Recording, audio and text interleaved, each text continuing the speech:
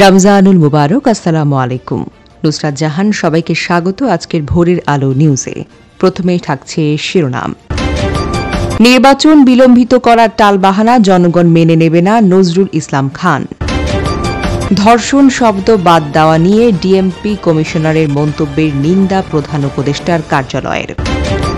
Singapore Bangladesh society SBS সিঙ্গাপুরের ইফতার এবং দোয়া মাহফিল অনুষ্ঠিত। লারাদের হারিয়ে বুড়োদের ইন্টারন্যাশনাল মাস্টার্স জিতল টেন্ডুলকারের ভারত।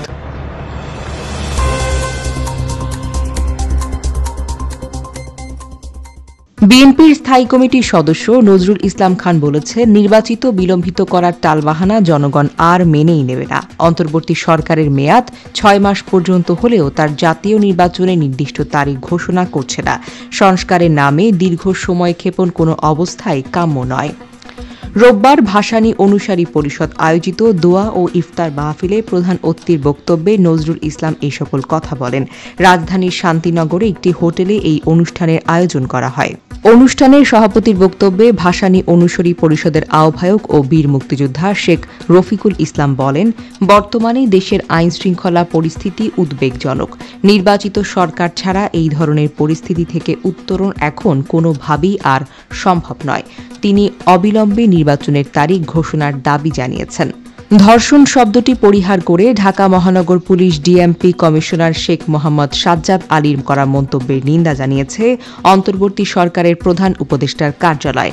আজ রোববার প্রধান উপদেষ্টার প্রেস উইং থেকে পাঠানো এক বিবৃতিতে এই সকল কথা জানানো হয়েছে। বিবৃতিতে বলা হয়, ধর্ষণ শব্দটি পরিহার নিয়ে ডিএমপি কমিশনারের শেখ মোহাম্মদ সাজ্জাদ আলীর করা মন্তব্যের তীব্র নিন্দা জানাচ্ছে প্রধান উপদেষ্টার কার্যালয়। 8 বছর বয়সী বা 80 বছর বয়সী যার সঙ্গে হোক না কেন, ধর্ষণ এক প্রকার ধর্ষণ। এমন জঘন্য অপরাধকে অবশ্যই যথাযথভাবে উল্লেখ করতে হবে। বাংলাদেশের কোনো নাগরিকের বিরুদ্ধে কোনো ধরনের সহিংসতা সহ্য করবে না অন্তর্বর্তী সরকার।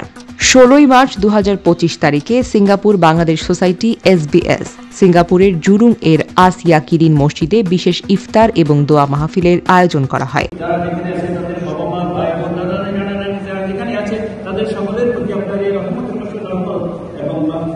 এই আয়োজনে সিঙ্গাপুরে বসবাসকারী প্রবাসী বাংলাদেশি শ্রমিক এবং বিভিন্ন শ্রেণী পেশার মানুষ মিলে প্রায় 1800 জন অংশগ্রহণ করেন। সিঙ্গাপুরে নিযুক্ত বাংলাদেশের রাষ্ট্রদূত ম্যানবর ডক্টর মোহাম্মদ তৌহিদুল ইসলাম এনডিসি প্রধান অতিথি হিসেবে অনুষ্ঠানে উপস্থিত ছিলেন। স্থানীয় সরকারি ও বেসরকারি সংস্থার প্রতিনিধিরাও উপস্থিত ছিলেন। মহান আল্লাহ তাআলার কাছে বাংলাদেশ ও সিঙ্গাপুর সহ সমগ্র মুসলিম উম্মার শান্তি এবং সমৃদ্ধির জন্য দোয়া কামনা করে প্রার্থনা করা হয়।